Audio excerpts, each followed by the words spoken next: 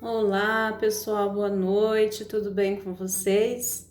Estamos aqui mais uma vez, tá?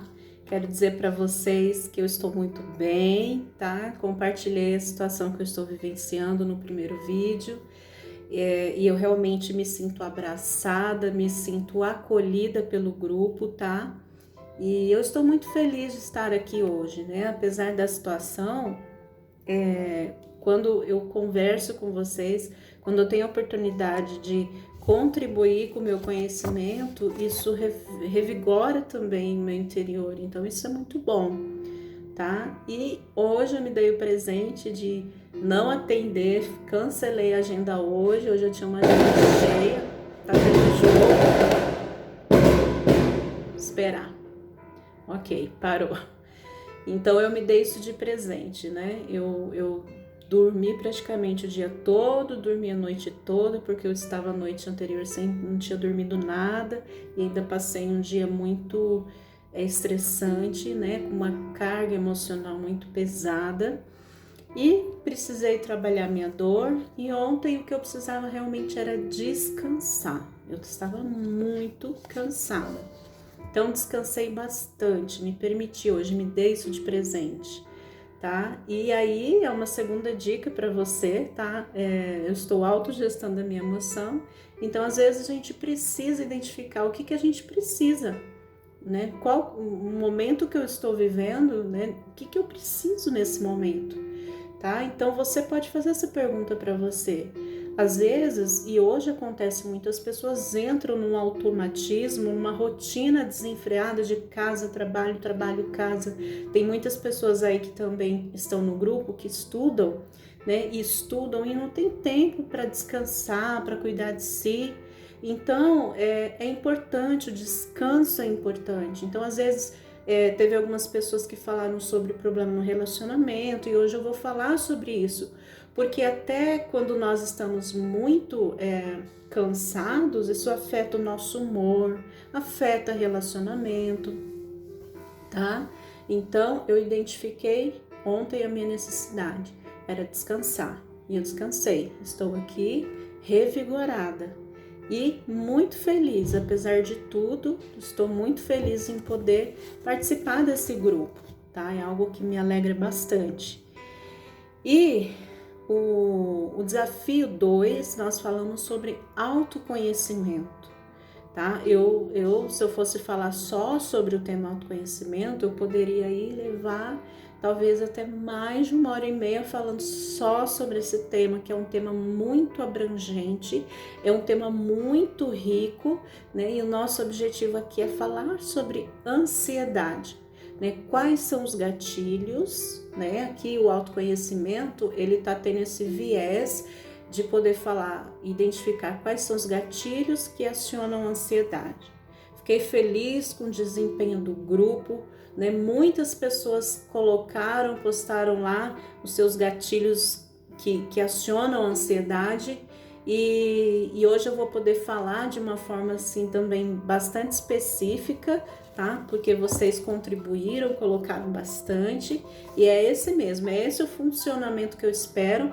Quanto mais você expor, quanto mais você questionar, perguntar e expor a tua dificuldade, mais eu vou ter condições de te ajudar e mais você vai ser beneficiado, né? As pessoas que ficam como observadoras, né? Tem algumas pessoas que ainda não estão se interagindo, manifestando, falando, mas você vai ser mais beneficiado quando você compartilhar, né? Então entenda que todo mundo tem momentos de dor, de sofrimento, todo mundo tem desafios, dificuldades, então não tenha medo de se expor, né? Esse é o objetivo do grupo, para nós crescermos juntos, ok, pessoal? Mas vamos lá trabalhar o nosso tema autoconhecimento, né? Mas afinal, o que é autoconhecimento?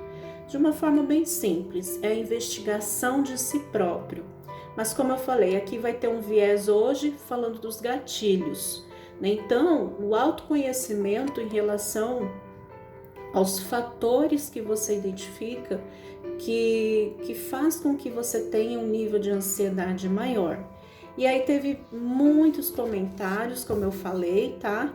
Eu vou ir lendo aqui, eu fiz várias anotações da fala do grupo para poder estar respondendo.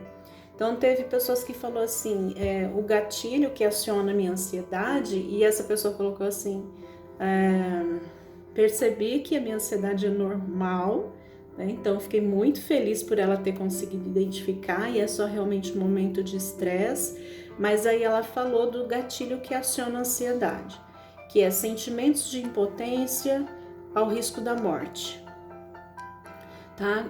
Em relação ao sentimento de impotência, em relação à morte, isso é normal. Nós somos seres, né? Nós não somos onipotentes, nós não temos superpoderes, né? Para poder salvar ninguém, para poder ajudar ninguém. Então, às vezes, a gente se depara com essa limitação humana, né, de não poder interferir às vezes na vida do outro, não poder ajudar mais, não poder fazer nada. Existem situações que a gente se depara com isso, né? Eu não tenho nada para fazer e infelizmente nós somos humanos, né? Mas aí eu gostaria de falar algo para você. Quanto mais eu estiver bem emocionalmente, fisicamente, mentalmente, mais condições eu tenho de ajudar o outro. Tem muitas pessoas às vezes que... Deixa eu tirar essa música, só um minutinho. Tem muitas pessoas às vezes que elas abrem mão de si mesma, né, para ajudar o outro, para cuidar do outro, né? Mas eu quero dizer para você que se você adoece, se você não fica bem emocionalmente, fisicamente, mentalmente, você não tem condições de cuidar do outro. Então, como que a gente lida com essa questão da impotência diante da morte? Muitas vezes a gente não tem como controlar circunstâncias, controlar pessoas, controlar o que está acontecendo. Então, eu vou focar no que eu tenho controle. O que eu tenho controle? Eu tenho controle sobre as minhas emoções, eu tenho controle sobre os meus pensamentos e as minhas ações. Então, eu vou focar nisso. E aí, você pode começar a cuidar de você. Ai, mas não é muito egoísta? Às vezes a pessoa tá lá internada e eu tô cuidando de mim. Não, não é egoísta, sabe por quê? Quanto mais você estiver bem, mais condições você vai ter de poder ajudar o outro. Se você não estiver bem, você não cuida nem de você mesmo, tá? Então não é egoísta. Então, foca no que você tem controle, nas tuas emoções, nos teus pensamentos e sentimentos. E aí você faz uma tomada de decisão consciente, né? Eu vou dar um exemplo aqui na prática, tá? Para você entender. E você pode mentalizar, falar para você, né? Eu decido me acalmar diante dessa situação, né? Eu decido ficar bem. Só de você verbalizar e mentalizar isso, você dá um comando para o teu cérebro. No desafio 4, vai ser o desafio mais importante. Eu vou falar muito, tá, sobre como lidar com as crenças limitantes que nós temos e como trabalhar pensamentos. Eu vou ensinar as técnicas da TCC, e se você conseguir compreender isso, você consegue ter tranquilidade, quietude na alma. Você consegue se acalmar, ser o seu próprio terapeuta. Como que funciona o nosso cérebro? O nosso cérebro, ele age como um computador. Às vezes eu entro no computador, vamos imaginar que eu quero pesquisar algo, né? Acesso o Google, digito lá autoconhecimento. E aí o computador, ele vai fazer essa pesquisa para mim. E o nosso cérebro, ele age dessa forma. Então, eu tenho os meus estímulos, né? Olfato, visão, paladar, tato, né? E eu vou captando os estímulos que estão no meu entorno, eu vou captando esses estímulos e eu vou processando a informação que eu estou recebendo. Mas aí eu quero te perguntar, que tipo de informação que você está dando para o seu cérebro? Se você fica focando na dor e no sofrimento, por exemplo, eu não tenho condições de ajudar, a pessoa está morrendo, não estou bem, né? Eu estou triste, eu estou sofrendo. Quanto mais eu reproduzo essa fala e esse discurso, mais angustiada, mais tristeza, mais nervosa, mais agitada, mais ansiosa, mais tudo. Então eu preciso dar um comando para o meu cérebro para que ele se acalme. O nosso cérebro age por comandos que nós damos.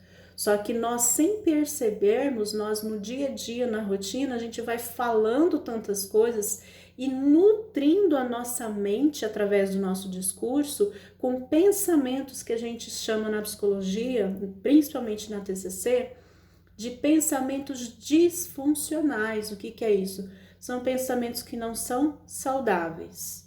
Então, quanto mais você focar na tua impotência, né, no teu fracasso, eu não consigo, me sinto fracassado, não consigo ajudar, não posso fazer nada, mais isso vai gerar tristeza, angústia, desespero, tá? E aí depois você pode vir até somatizar. Então, comece a trabalhar teus pensamentos, né? Por mais que você não seja impotente, tira o foco do outro, coloca em foco em você. É egoísta? Não, né? Lembrando que o que eu falei, que quanto mais você estiver bem, mais condições você tem de ajudar o outro. Se você não está bem, você não ajuda nem a você mesmo, tá bom? Então, trabalhe os seus pensamentos. Eu decido focar em mim. E eu vou dar um comando para o meu cérebro, né? Se acalma. Às vezes eu faço isso comigo e eu falo. E eu fiz isso naquele dia, quando eu recebi a notícia, né? Calma, Mariane, você não pode fazer nada, né? Mas se acalma, tranquiliza. E eu comecei a conversar comigo sobre isso, tá? Então, a gente precisa ter essa conexão conosco mesmo, com a gente mesmo. Quanto mais conexão, mais tranquilidade, tá? Então, dá esse comando para o teu cérebro, né? Eu decido me acalmar, eu decido, né, ficar bem. E eu não sei qual a tua crença, né? Eu confio muito em Deus, né? E eu decido confiar em Deus. Mas fala isso para o teu cérebro entender. A gente precisa trabalhar com o cérebro dando comandos para ele, ok? E aí também colocou procrastinação. A procrastinação também, na psicologia, tem tantos temas tão ricos que eu poderia trabalhar 500 temas, né, com muita informação, porque realmente a ciência do comportamento é algo fantástico, né? Eu sou apaixonada. Então, procrastinação também é um tema que eu poderia passar mais de uma hora falando sobre procrastinação, mas de uma forma simples, para que todos entendam. Teve outras pessoas também que falaram sobre procrastinação, em relação a coisas que faz bem, em relação à dieta, em relação... Mas foi isso, com essa palavra, tá? Com esse tema, procrastinação. O que é procrastinação? É deixar para depois o que eu posso fazer hoje. Isso é procrastinação. Mas hoje eu quero que você entenda a procrastinação da seguinte forma: geralmente as questões da minha vida que eu procrastino estão relacionadas às questões que eu tenho conflito. Vou repetir. Geralmente quando eu procrastino, tá? As questões que eu tenho o hábito às vezes de procrastinar são questões relacionadas a conflitos que eu tenho. Como assim? Vamos imaginar que eu estou desempregada e eu preciso distribuir currículo para arrumar um trabalho. E aí todo dia eu saio na rua, né? E às vezes até vejo um lugar aberto, faço online também e acabo não distribuindo tanto. Por quê? Porque às vezes eu me sinto tão insegura com as minhas habilidades, né? Com o meu potencial, que eu prefiro não encarar de frente, né? E a procrastinação é isso. Então, o que você está procrastinando? Por quê? Qual questão que está associado a isso? É insegurança? É medo? Pessoas que têm baixa autoestima, não estão com as suas identidades fortalecidas, geralmente ela tem uma tendência de procrastinar.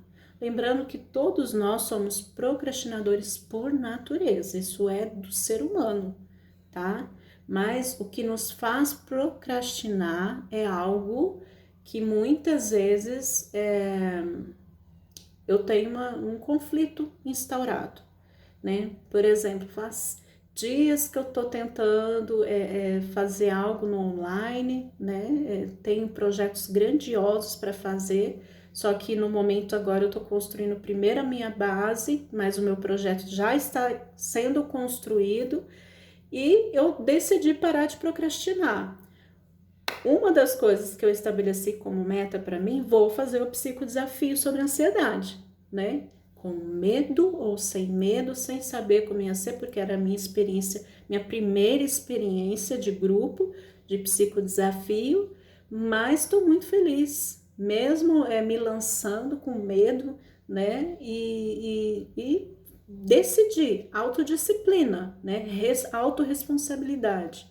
Eu sou responsável pela minha história de vida. Eu tenho que entender que se eu continuar procrastinando, eu vou continuar tendo o mesmo resultado.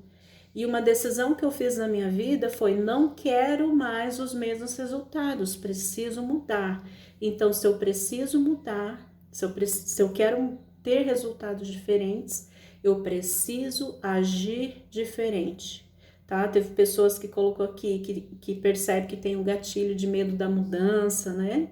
Então está muito associado a isso. O medo de mudança, de um projeto novo, gera um desconforto emocional, né? Porque a gente está saindo da zona de conforto.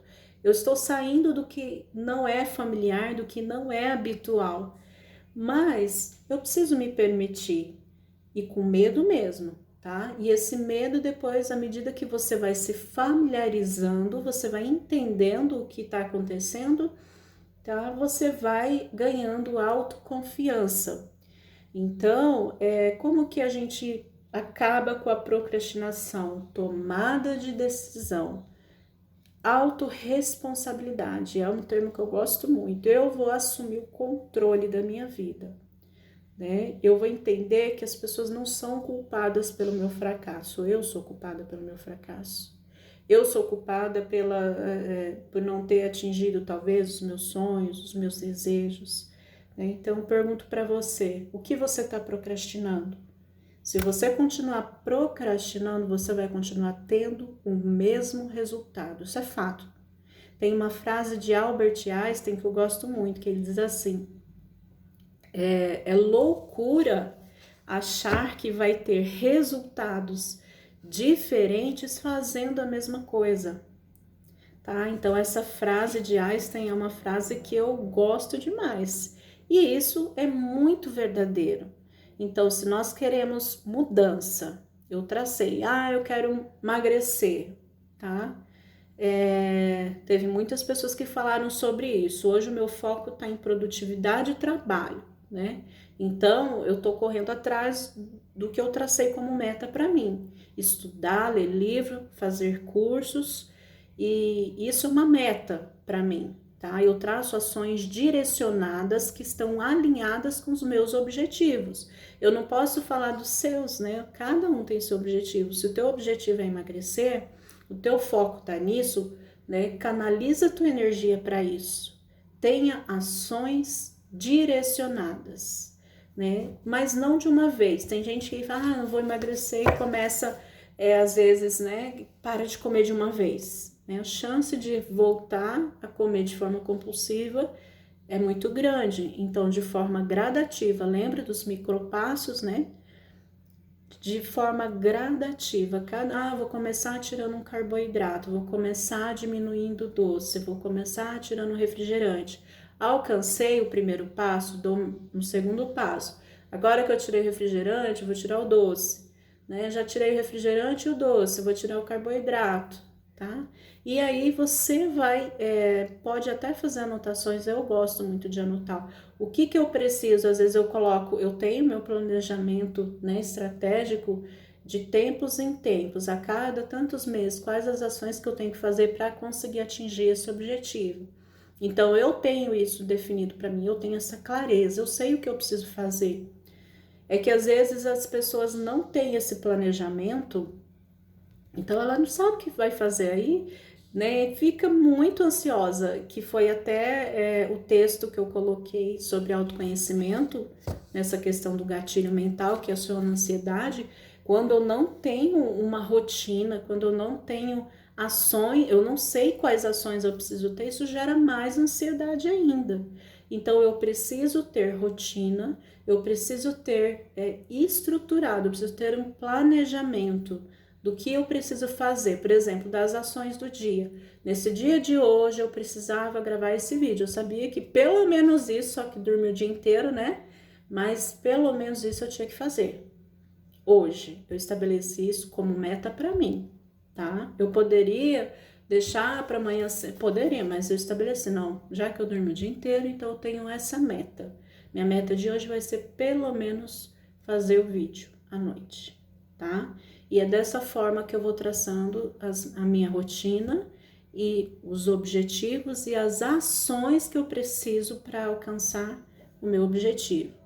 Então, parar de procrastinar, tomar decisão, autorresponsabilidade. Eu vou decidir que eu não quero mais continuar tendo o mesmo resultado na minha vida. Eu vou decidir isso. É uma decisão. O que você está decidindo para a tua vida? Eu quero falar para você que se você manter o mesmo comportamento, você vai ter os mesmos resultados. Então, pensa, reflete sobre isso. Procrastinação, identifica quais são as questões, né, que estão por trás dessa procrastinação. É insegurança? É medo? Né? Medo de desafio? Medo do novo? O que é? Tá? Então, tenta identificar isso para poder trabalhar. E aí, colocou também sentir ciúmes, que é um dos gatilhos que aciona a ansiedade. Esse também é um tema que eu poderia ficar aqui, tá? Mais de 1 hora falando só sobre ciúmes. Mas como né, tem outras pessoas também que colocaram, eu quero responder a todos. O ciúmes, ele é como a ansiedade, é uma resposta natural do corpo. Uma pessoa que fala que nunca sentiu ciúmes está mentindo, porque todo mundo sente ciúmes, tá? E isso não só em relação ao relacionamento amoroso, mas em relação à dinâmica familiar, né? Instituição, igrejas, né? Então, às vezes, as pessoas elas sentem ciúmes. E o ciúmes, ele é natural, ele é uma resposta natural do corpo. Mas você precisa identificar se esse ciúmes é normal ou ele é um ciúmes, nós chamamos até de patológico ou obsessivo, tá? Quando que eu sei que eu tenho um ciúmes que é patológico? Quando começa a interferir na tua vida, começa a interferir na vida do outro, trazendo sofrimento para você, para o outro, tá? Pode ser um ciúmes patológico. E aí eu indico terapia para poder tratar as raízes desses ciúmes. Geralmente, toda pessoa que tem um trauma associado a perdas, ela tem uma tendência muito grande de ser uma pessoa muito ciumenta, tá? E de ter medo de rejeição. Então, toda pessoa que teve que lidar com perdas muito nova, né, na infância, geralmente é uma pessoa que quando se torna adulta, ela tende a ter muitos ciúmes e aquele sentimento de posse, né? Como se tivesse, a pessoa fosse propriedade do outro, tá? Então, o ciúmes ele está associado também à insegurança. Insegurança, baixa autoestima, às vezes, né, no processo, eu não sei se o teu caso é no relacionamento amoroso, mas às vezes existem dinâmicas de casamento que a gente vai se abandonando dentro do casamento. O que é isso? Eu tenho uma tendência de supervalorizar o outro e me colocar abaixo. Eu tento atender às expectativas do outro, suprindo a necessidade afetiva do outro, mas eu esqueço de mim.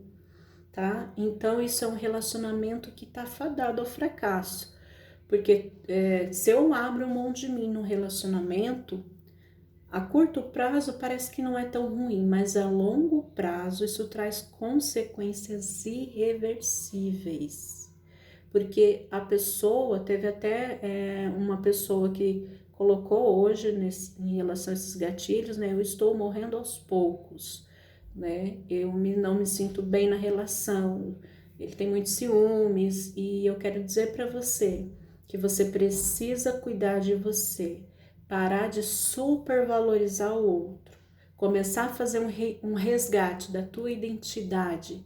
Quem é você? O que você gosta? O que te dá prazer? Quais são as tuas necessidades emocionais, tá? Porque a sensação que eu tenho lendo o teu relato é de que você se anulou, tá? E nós não devemos em relacionamento nenhum, nem dinâmica familiar, nem relacionamento dentro do casamento, tá? Nenhum, nós não podemos nos anular de forma alguma, porque o processo de anulação de identidade faz a pessoa morrer emocionalmente, tá? Aos poucos ela vai definhando, é essa palavra que eu vou falar para você, emocionalmente, tá? Então, às vezes chega pessoas no consultório que depois de anos de casamento, né, muitos anos, chega, desenvolve até o que a gente chama de, ai, me fugiu o nome agora, peraí que eu vou lembrar, de embotamento afetivo. O que é isso? É como se na minha afetividade existisse ali uma proteção. Eu coloco uma proteção para não entrar mais em contato com a afetividade. E aí eu vou vivendo a vida de forma automática. O que é isso? Eu acordo, trabalho, levanto, faço o que tem que fazer e ponto final. Eu não entro em contato com o sentimento, né? Às vezes, como que eu percebo que a pessoa tá tendo esse embotamento afetivo? Quando ela verbaliza assim para mim, faz muito tempo que eu nem choro mais, nem sei o que é mais chorar. Até a expressão, a fisionomia, a pessoa ela não demonstra se ela tá triste, se ela não demonstra nada. Não dá para perceber. A pessoa fica parecendo um robô. Ela não tem contato com sentimento, ela tem ações, mas ela não experimenta mais tanto tristeza como alegria, ela não sente mais nada. E aí a gente chama isso de embotamento afetivo. Então, processo de anulação, né? Uma dinâmica que não é saudável, em que eu abro mão de quem eu sou para viver às vezes a vida do outro e supervalorizar o outro, eu estou, né, construindo uma base para que haja esse embotamento afetivo, tá? E isso não é saudável. Geralmente a pessoa que já está nesse estágio de embotamento afetivo, que a gente chama, ela já está num quadro patológico, ou depressivo, ou ansioso, ou está somatizando muito, cada dia está com uma dor aqui, outra ali. Então, é importante tratar, investigar e, principalmente, fazer um resgate, né? Desenvolver amor próprio, autoestima. O que é autoestima? É o quanto você se estima, é o quanto você se ama, é o quanto você se valoriza, é o quanto você gosta de você. Então, valorize, se ame quem você é, respeite a sua essência, a sua identidade, não abra mão de quem você é. Se no relacionamento a pessoa exige que você tem que abrir mão de quem você é para dar certo, né? Não é saudável, tá? Isso é muito desumano. Uma pessoa que solicite para você abrir mão de quem você é, e aí entra numa dinâmica que a gente chama de relacionamento abusivo, que é um outro tema também. Então, é um tema muito amplo e que acontece muito aqui no Brasil, tá? Acontece muito na nossa cultura, mas esse aí é um tema muito amplo e o tema aqui é ansiedade, então eu vou meter a isso. Mas vamos lá, em relação aos ciúmes, desconstrói esse pensamento, né? Faz uma análise. Será que o problema está em mim, por eu sentir ciúmes, ou está no outro? Será que eu estou insegura? Será que eu estou com uma necessidade de controlar o outro? Porque isso também faz parte dos ciúmes, né? Aquela necessidade de estar controlando, onde você está, né? Que horas você vai chegar? Tá? Essa necessidade de controle, você não precisa ter o controle, tá? e desconstrói. Lembra que eu falei que a nossa mente funciona como o cérebro, ele funciona como um computador? Se você ficar nutrindo esses pensamentos e fantasias de traição ou, né, de ciúmes, né, isso vai gerar muita raiva, muita tristeza, muita angústia. E aí você enxerga, às vezes, eu tô falando agora até no casamento, traição em tudo. Se a pessoa pega no celular, você já acha que ela tá falando com alguém. Se a pessoa chegou um pouquinho mais tarde, você já começa a fantasiar. Então, desconstrói isso, interrompe esse ciclo. Como? Você é responsável pelo que você pensa. Veio o primeiro pensamento. Sobre o primeiro pensamento, você não tem controle. Tá? Isso é normal. Veio um primeiro pensamento, a gente chama de pensamento intrusivo. É aquele pensamento que surge. Ele não chegou até agora. Tô dando um exemplo, tá, gente? Ele não chegou até agora. E aí você lembra da autorresponsabilidade? Opa, eu decido não focar nesse pensamento. Eu decido acreditar que ele está trabalhando, que ele não está fazendo nada. Ponto final. Tudo que passa disso a gente chama processo de retroalimentação. É eu dar continuidade, ficar alimentando e nutrindo um pensamento que é disfuncional, tá? Então, você é responsável por interromper esse processo. Mas vamos acelerar porque tem muita coisa ainda. Então, deixar sempre para depois a dieta, isso aqui foi uma outra pessoa que falou, a dieta e a academia, e desistir sempre das coisas que fazem bem para mim. Eu já vou te perguntar, por que você desiste das coisas que fazem bem para você? Cadê o teu amor próprio? Cadê a tua autoestima? Tá? Então, talvez você tenha que fazer esse resgate. Se amar mais, se acolher mais, se cuidar mais, se sentir amada por você mesma, tá bom? Faz o resgate dessa autoestima. Nas pequenas coisas, tá? Ah, não, vou começar a comer de uma forma mais saudável porque eu sei que vai me fazer bem, né? Vou começar a fazer uma atividade física porque eu sei que vai me fazer bem, vou começar a me arrumar. E aí tem a questão também do objetivo que eu falei. Para você não procrastinar, você tem isso como objetivo, você precisa ter ação. Ninguém vai fazer por você. Põe isso na tua cabeça, você não vai emagrecer se você não tiver ação, você precisa ter ação. E a única pessoa que consegue ter ação é você mesma.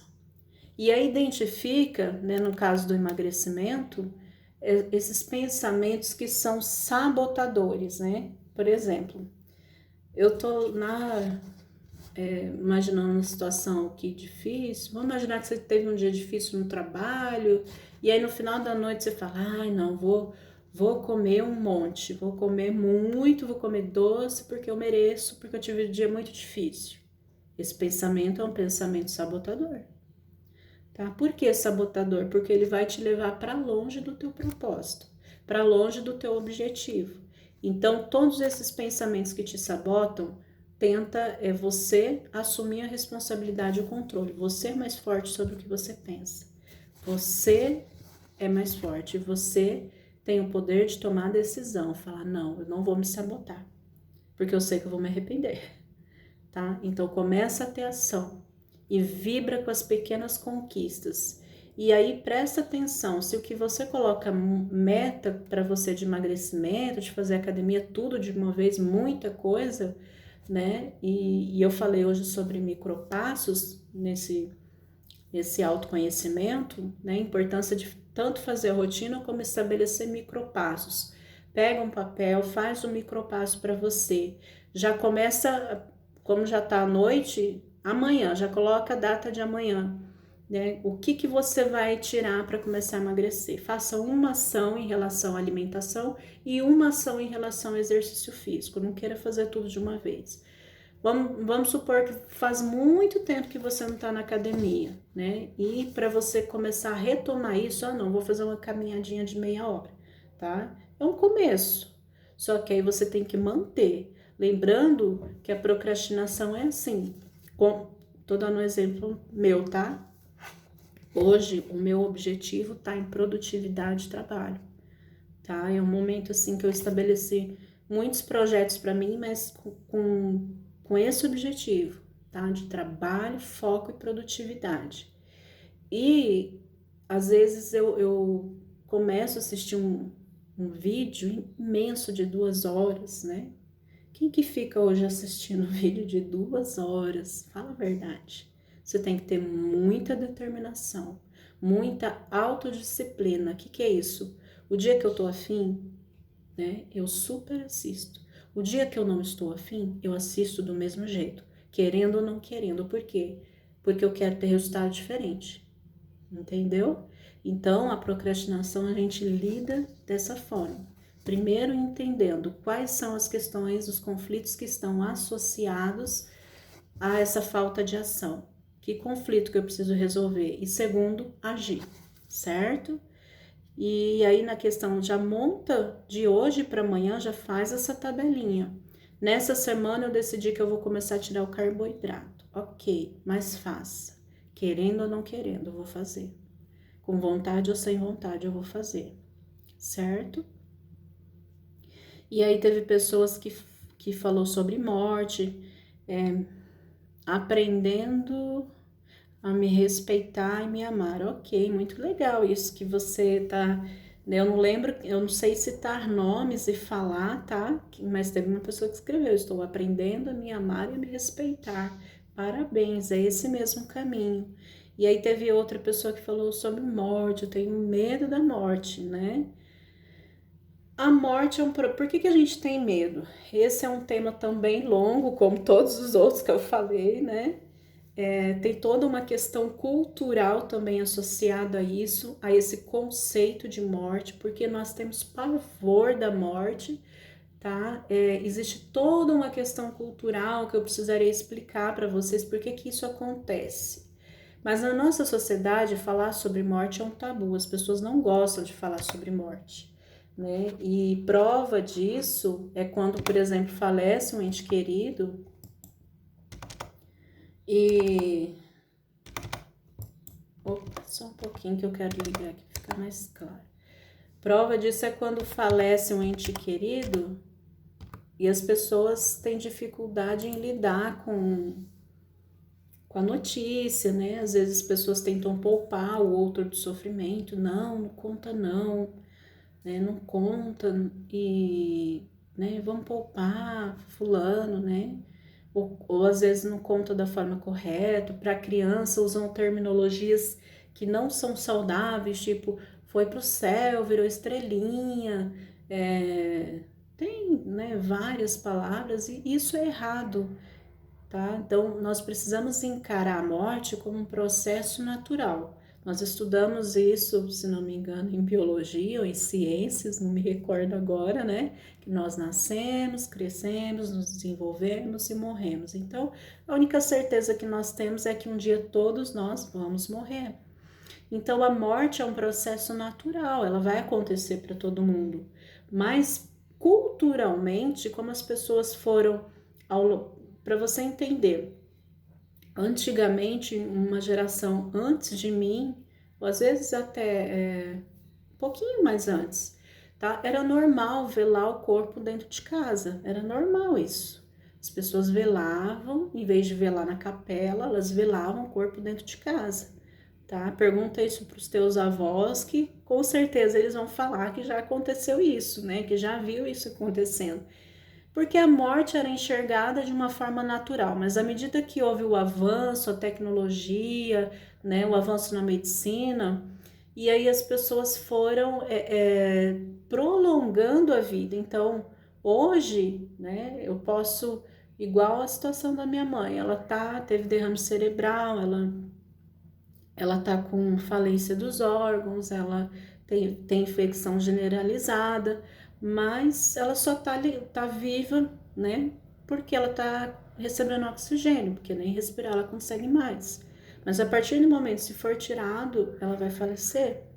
Então, o que aconteceu com o avanço da tecnologia, né? O avanço da medicina? A gente foi prolongando a vida, tá? E isso acaba gerando, tipo, um desespero na gente. A gente tenta afastar a morte de todo jeito, mas é impossível. Por quê? Porque é um processo natural, tá? E é dessa forma que tem que ser tratado, e é a forma saudável, tá? Ah, mas não é ruim falar para a criança que a pessoa morreu, tá? É lógico que a gente respeita o desenvolvimento, a etapa do desenvolvimento que ela se encontra, mas os termos têm que ser sim, morte, tá? A pessoa morreu, a pessoa faleceu. Por quê? Isso ajuda a criança a elaborar a formação do conceito sobre morte, sobre o que é morte. E por não falarmos a verdade, o que acontece? Vai gerando esse pânico, esse medo todo, tá? Da morte. Mas a morte é um processo natural, né? E como que a gente trabalha isso, por exemplo, com as crianças? Às vezes você passa na rua, vê um passarinho que caiu da árvore e morreu, aí, né? Um gatinho que foi atropelado, às vezes a gente passa e vê. E essa é uma oportunidade riquíssima para poder usar esse exemplo. Olha, o passarinho morreu, coitadinho dele, né? Mas é assim mesmo, as coisas acontecem. E aí a gente passa a naturalizar a morte. Agora, quando a gente não toca no assunto, vira tabu, cria esse pavor, esse pânico. Então, para você trabalhar esse medo da morte, começa a enxergar de uma forma mais natural possível, tá? É uma questão cultural, muito associado à cultura. Tem alguns países, por exemplo, aqui no Ocidente, a morte, a gente tem pânico, mas na cultura oriental, eles veem isso como uma passagem. Tem lugares até que celebram quando morre alguém, tá? Então é uma questão que está muito associada à aprendizagem que a gente tem com a cultura. Medo de lidar com as pessoas, né? Por que você tem medo de lidar com as pessoas, né? E aí eu gostaria de entender. Se você quiser até explicar isso para eu poder responder, né? Mas quais são os teus medos de lidar com a pessoa, né? Eu preciso entender de uma forma um pouco mais específica. Priorizar a opinião do outro sobre mim. Teve uma pessoa que colocou que o que aciona o gatilho de ansiedade, tá? É quando ela prioriza a opinião do outro em relação a ela, né? Então, a opinião mais importante sobre você é de você mesmo, tá? Não importa o que o outro pensa. É lógico que você não vai sair fazendo, falo de comportamentos autodestrutivos, né? Que eu não quero mais saber de ninguém, vou, né, fazer o que me der vontade, né? Não quero nem saber da opinião do outro. Não é isso que eu tô falando, tá? Por favor. Mas se você tem uma vida normal, você tem comportamentos saudáveis, por que você tá super valorizando a opinião do outro em detrimento da sua? A sua opinião é mais importante, tá? Porque às vezes eu considero tanto o outro, mas o outro não sabe quais são as tuas necessidades emocionais. O outro não sente a dor que você sente, tá? Então, é realmente tomada de decisão. A partir de hoje eu decido, né, que eu não vou focar no que o outro me fala, mas sim no que eu desejo, no que eu quero. Nem Jesus agradou todo mundo, tá? Então, nem Jesus, não queira você fazer isso, porque você vai adoecer, tá bom? Alimentar pensamentos negativos e de tragédias. Teve uma pessoa que colocou isso, tá? Então, alimentar pensamentos negativos e de tragédias. Isso é o gatilho que aciona a ansiedade. Aciona mesmo. É igual eu falei, o nosso cérebro ele funciona como computador. Vem o primeiro pensamento, que é o pensamento intrusivo, aquele pensamento que surge do nada, né? Eu tô aqui, aí vem um pensamento negativo, tá? Ai, não vai dar certo o emprego. Não sei porque eu tô falando de emprego muito hoje, tá? Mas vem um pensamento intrusivo. E aí você vai contestar esse pensamento. Tem uma técnica que a gente chama de questionamento socrático. O que é isso? É você confrontar os pensamentos. Eu vou estar ensinando isso no desafio 4. Então, toda vez que vem esse pensamento intrusivo, confronta. Que evidências que eu tenho para acreditar que esse pensamento é real? Ai, não vou passar na prova, né? Que evidências que você tem para acreditar que você não vai passar na prova? E uma coisa que às vezes eu percebo que na nossa cultura a gente tem ensinamentos na nossa cultura que são muito prejudiciais, tá? Eu vou dar só alguns exemplos aqui, a minha visão sobre isso tem modificado muito, mas tem sido muito recente mesmo, de 2 anos para cá, porque antes eu pensava da mesma forma, tá? Que tipo de pensamento? Né? Minha vida só vai dar certo se eu passar em concurso. Minha vida só vai dar certo se eu for médica. Minha vida só vai dar certo se eu não sei o que, tá? Se eu perder o concurso, estou ferrada. Porque concurso é garantia estabilidade, tá? Eu não vou entrar aqui nesse tema, porque é um tema assim que para desconstruir essas crenças que eu tinha, graças a Deus, eu levei 2 anos aí de muita leitura e muitas ciências diferentes que tem aberto a minha visão. Então, às vezes na nossa cultura a gente tem a visão assim, ó, enxerga às vezes só aquilo ali. Mas eu quero dizer para você que às vezes existem tantas alternativas, tantas possibilidades, e aí tem uma questão que está associada à psicologia. Se eu não enxergo, se eu não vejo perspectiva, se eu não enxergo possibilidade, né? Se eu não consigo ver, eu não consigo ter ação, eu não consigo agir. Então, eu preciso ampliar, tá? Essa, pelo menos, é a minha visão. Ampliar o meu entendimento de que existem inúmeras possibilidades. Porque eu preciso criar uma mente de possibilidades. Porque se eu enxergo possibilidade, eu crio possibilidade. Eu faço a coisa acontecer. Agora, lembra que o nosso pensamento acaba sendo traduzido em emoção e ação. Então, se eu fico enxergando impossibilidade, né, eu vou ter uma tendência de não enxergar nada, não vou conseguir